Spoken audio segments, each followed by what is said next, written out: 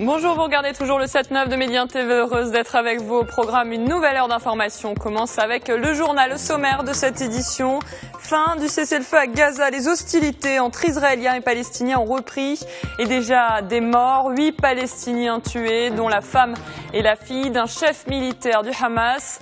Les négociateurs israéliens qui se trouvaient au Caire rentrent chez eux. En Irak, alors que les États-Unis continuent leur frappe contre les djihadistes de l'État islamique, ces derniers ont revendiqué la décapitation d'un journaliste américain dans une vidéo. Ils menacent maintenant d'exécuter un second journaliste. La Maison-Blanche se dit horrifiée et tente de vérifier l'authenticité de ces renseignements. Une nouvelle nuit agitée à Ferguson, dans le Missouri aux États-Unis. Les émeutes ont démarré il y a 10 jours après la mort de Michael Brown, un adolescent noir abattu par un policier.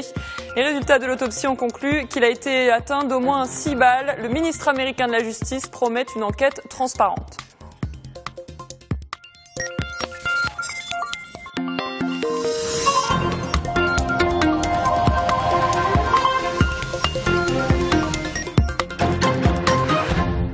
Avant de développer ces titres, au Maroc, c'est aujourd'hui le 61e anniversaire de la révolution du roi et du peuple, fête nationale qui commémore le départ en exil du roi Mohamed V en 1953 et le soulèvement du peuple marocain contre le colonialisme. Ce soir, le roi Mohamed VI adressera un discours à la nation à 21h. Vous pourrez le suivre en direct sur nos ondes. Par ailleurs, à cette occasion, le souverain a accordé sa grâce à 292 personnes condamnées, dont certaines en détention et d'autres en liberté. À Gaza maintenant, le cessez-le-feu a expiré hier soir et les hostilités ont d'ores et déjà repris. Tirs de roquettes contre raids israéliens. Ce matin, on dénombre 8 morts côté palestinien, dont une famille, un homme, ses 3 enfants et sa femme enceinte, ainsi que la femme et la fille d'un chef militaire du Hamas.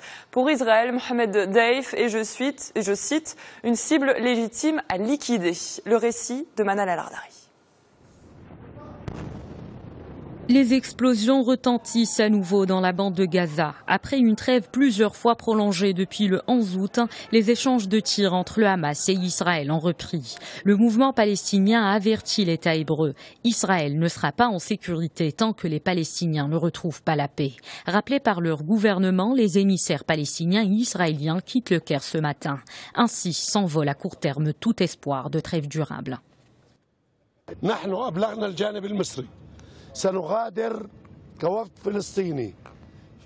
Nous avons informé l'Égypte que la délégation palestinienne quittera le Caire dans quelques heures.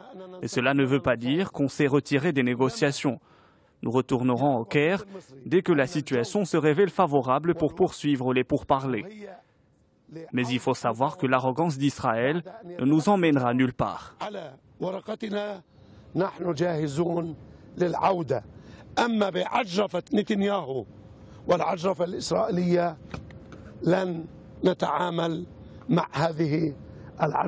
La femme et une fille d'un chef militaire du Hamas ont été tuées hier soir dans un raid israélien. C'est ce qu'a annoncé tôt ce matin le mouvement palestinien. La situation à Gaza fait craindre. Les nouvelles hostilités commencent déjà à faire des victimes.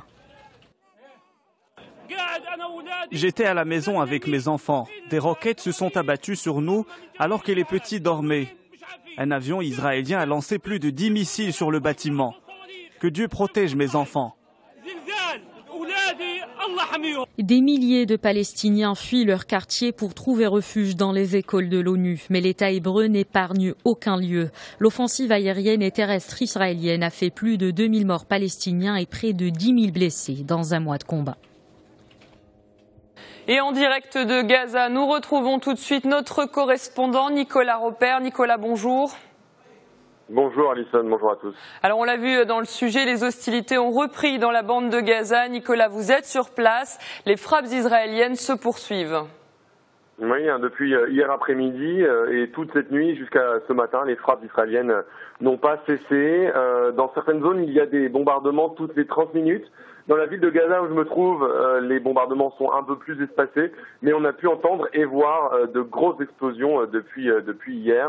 la situation humanitaire qui était déjà très problématique avant cette reprise des combats risque de se dégrader à nouveau. Les habitants des quartiers qui se trouvent à l'est de la bande de Gaza ont fui leur maison de nouveau, comme ces dernières semaines. Ils ont trouvé refuge soit dans des écoles, notamment de l'ONU, ou alors chez des proches. Mais la question qui se pose maintenant, c'est que va-t-il se passer? Est-ce que la situation humanitaire va encore s'aggraver? Les habitants, en tout cas, que j'ai rencontrés, me disaient on veut la paix, on ne veut plus les combats, on a assez souffert pendant ce mois de violence. Nicolas, le chef de la branche militaire Hamas a été visé par un bombardement et 2 de ses proches ont été tués. Oui, Mohamed Daïf, c'est son nom, c'est le chef des brigades Al-Qassam, c'est la branche militaire du Hamas, et c'est devenu l'ennemi public numéro 1 d'Israël. Il a été plusieurs fois visé par des bombardements ces dernières années, aussi pendant cette guerre, mais avec la reprise des hostilités, c'est un message que veut faire passer Israël aux dirigeants du Hamas et à la branche militaire. Mohamed Daïf a, semble-t-il, pas péri dans ces attaques, mais sa femme et sa fille, une de ses filles, ont été tuées. C'est ce qu'ont rapporté des sources médicales ici. Un communiqué du Hamas et de sa branche armée nous est parvenu ce matin, expliquant qu'avec ce geste, Israël ouvrait les portes de l'enfer. On le voit, il y a beaucoup de messages qui passent des deux côtés, des messages qui ne sont pas du tout à l'apaisement ce matin. Merci Nicolas, on vous retrouvera très bientôt pour de nouvelles informations. Et sans un accord de paix, inutile pour les Gazaouis de penser à la reconstruction. Ce sera un chantier colossal tant les dégâts sont lourds. Les donateurs internationaux de la Palestine ont promis de se réunir au Caire dès qu'un accord de cessez-le-feu durable sera trouvé. Manal El Ardari. Des constructions réduites en ruines, des immeubles ravagés. La reconstruction de la bande de Gaza coûtera des milliards. La guerre aurait causé entre 3 et 4 milliards d'euros de dégâts selon l'autorité palestinienne. L'économie locale est désormais sinistrée avec un taux de chômage dépassant les 40%. Les infrastructures de base, dont l'unique centrale électrique de Gaza, sont détruites. Quand on parle d'électricité, on évoque infrastructures de base. Pompage d'eau, fonctionnement des stations d'épuration des eaux usées, hôpitaux et écoles. S'il n'y a pas d'électricité, les Gazaouis n'auront pas d'accès à ces services. Pour les Nations Unies, il y a 3 conditions pour assurer la reconstruction de Gaza. La garantie d'un cessez-le-feu durable, l'accès aux ressources financières nécessaires et la levée du blocus qui asphyxie l'enclave palestinienne depuis 2006. Avec ce niveau de destruction des installations d'épuration des eaux, les populations de Gaza traversent un moment très difficile. Je pense que les pressions et les menaces continueront d'augmenter durant les semaines et les mois à venir. Dès qu'un accord de cessez-le-feu durable sera conclu, les donateurs internationaux pour la Palestine se réuniront au Caire pour financer la reconstruction de la bande de Gaza. Plus de 350 édifices à vocation industrielle ont été détruits et plus de 11 000 maisons ont été saccagées. Pour reconstruire Gaza, il faudra assez de ciment. L'enclave en manque cruellement depuis l'instauration du blocus israélien. Et parmi les édifices bombardés, le zoo de Gaza, construit en 2008 pour distraire la population soumise au blocus, il n'a pas été épargné par les tirs israéliens. Les carcasses d'animaux jonchent aujourd'hui le sol et les bêtes toujours vivantes errent dans la tourmente. Reportage. Des lions à Gaza, une originalité qui n'a pas été épargnée par la guerre. Pendant le conflit qui a ravagé le territoire pendant près d'un mois, un missile a atterri sur le toit de leur cage, aujourd'hui couverte de débris. À quelques mètres de là, des chacals paniqués courent frénétiquement dans leur enclos. Un babouin joue avec les restes d'un congénère alors que des corps de singes jonchent le sol.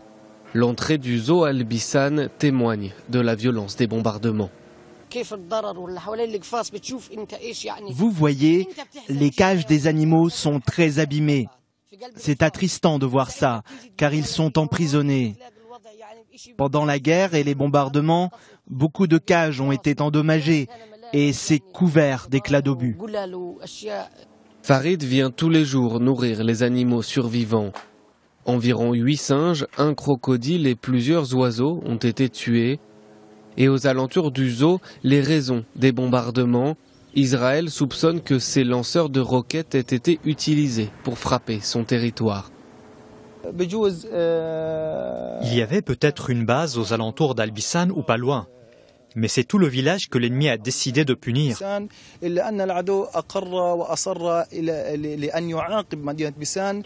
Certains animaux de Gaza ont été plus chanceux, comme ceux du zoo de Jabalia, au nord du territoire.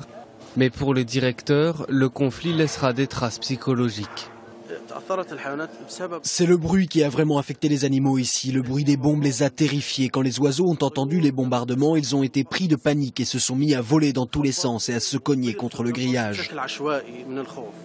Face à l'étendue des dégâts dans la bande de Gaza, le zoo d'Al-Bissan ne rouvrira pas ses portes prochainement et ces animaux devront peut-être attendre des mois avant de retrouver des conditions de vie normales. On reste au Proche-Orient, mais en Irak, où la contre-offensive contre les djihadistes de l'État islamique continue. Forces irakiennes et kurdes sont soutenues par les États-Unis. Elles ont mené des attaques sur plusieurs fronts hier, notamment à Tikrit, dans l'ancien fief de Saddam Hussein.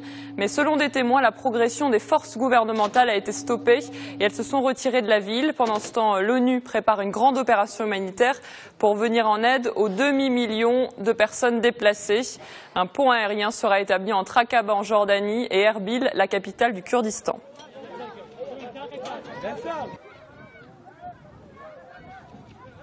Et en réaction à cette contre-offensive des États-Unis, les djihadistes de l'État islamique ont revendiqué la décapitation d'un journaliste américain. Une vidéo a été diffusée sur Internet. On y voit un homme masqué et habillé de noir qui semble couper la gorge de James Foley, ce journaliste enlevé par des hommes armés en novembre 2012 en Syrie. Le menace d'exécuter un autre journaliste américain, Steven Sotloff, si le président Barack Obama ne met pas fin aux frappes aériennes en Irak. La Maison-Blanche s'est déclarée horrifiée. Les services de renseignement américains tentent désormais de vérifier l'authenticité de la vidéo. Et aux États-Unis, la tension reste vive à Ferguson après la mort d'un adolescent noir abattu par un policier il y a 10 jours. Les obsèques de Michael Brown auront lieu lundi prochain. Elles seront publiques et se dérouleront sous l'égide de leaders internationaux. Le ministre américain de la Justice, Eric Holder, a promis une enquête transparente sur la mort de l'adolescent. Il appelle les habitants au calme pour commencer le processus de réconciliation. Les actes de violence doivent avant tout cesser dans les rues de Ferguson, a-t-il déclaré. En ce qui concerne l'épidémie d'Ebola à présent, l'ONU s'apprête à renforcer ses services de santé en Guinée, au Libéria, au Nigeria et en Sierra Leone. Le coordinateur des Nations Unies pour ce virus, le docteur David Nabarro, se rendra en Afrique de l'Ouest cette semaine. Il discutera avec la mission de l'ONU au Libéria des moyens pour les casques bleus d'aider à lutter contre les conséquences de l'épidémie. En Sierra Leone, comme dans les autres pays touchés d'ailleurs, le personnel médical paie un lourd tribut à la lutte contre le virus. Regardez. Modupekol avait 56 ans. Ce docteur du plus grand hôpital de Freetown a contracté le virus Ebola au contact d'un malade. Il est mort en quelques semaines malgré son propre transfert vers le centre de soins d'une ONG à Kailaoun, dans l'est du Sierra Leone. Des patients voyageaient dans tout le pays quand l'épidémie a éclaté. Il était à Freetown, il s'occupait des patients et c'était compliqué de savoir comment il a été contaminé. À Kenema, région placée sous le régime de la quarantaine, l'hôpital pleure le docteur Oumar Khan, proclamé héros de la nation pour avoir sauvé, dit-on, des dizaines de patients avant de succomber au virus qui se transmet au contact du sang ou de la sueur. Le bilan est lourd pour les personnels soignants qui travaillent sur la base du volontariat dans les unités les plus dangereuses. 15 personnes de notre personnel soignant sont décédées. Quand quelqu'un meurt d'Ebola, à ce moment-là, le virus est très virulent. Et nous sommes dans ce type de cas, nous devons manipuler des cadavres de la bonne façon afin de ne pas être infectés. L'épidémie a pris au dépourvu le Sierra Leone, l'un des 3 pays les plus pauvres du monde, déjà en manque de médecins. Le virus Ebola n'avait jamais frappé jusqu'à présent l'Afrique de l'Ouest. Emmanuel s'apprête à enterrer sa femme Rebecca, infirmière à l'hôpital de Kenema. Il leur donne des équipements de protection. Mais les équipements ne protègent pas bien. Même pour l'utilisation, la formation n'est pas bien passée. Donc il y a des victimes. Il n'y a pas beaucoup de soutien pour la famille. Il leur donne 21 jours de quarantaine. L'aide des ONG étrangères et les retours d'expérience commencent à faire effet, veulent croire les autorités. Nous les formons toutes les 2 semaines. Des formations plus fraîches, toutes les 2 semaines. Nous nous assurons qu'aucune erreur ne soit faite. Au total, 32 personnels soignants sont morts en 3 mois pour permettre à des patients de guérir. Comme cette femme, soulagée de pouvoir montrer grâce au médecin le certificat garantissant qu'elle n'est plus contagieuse. Hier, sur Médien TV, vous pouviez voir notre émission spéciale consacrée à l'ingérence de l'Algérie dans le dossier du Sahara, présentée par Naïma Moueddine. Parmi les invités, Mohamed Cherkaoui, sociologue et directeur de recherche au CNRS.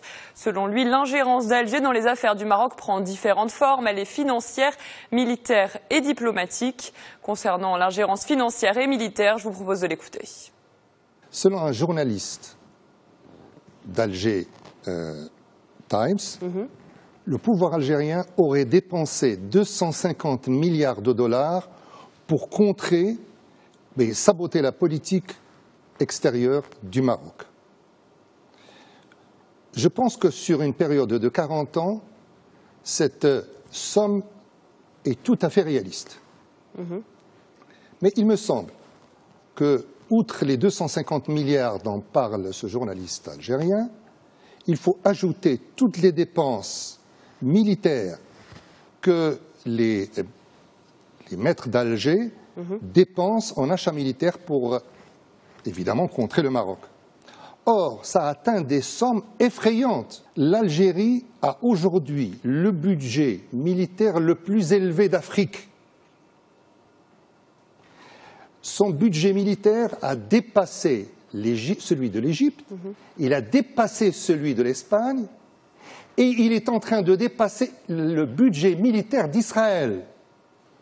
Si vous calculez aujourd'hui le taux du PIB, le produit intérieur brut utilisé, n'est-ce pas, pour acheter ces armes, eh bien, on constate qu'il atteint et dépasse les 6%. Ce qui veut dire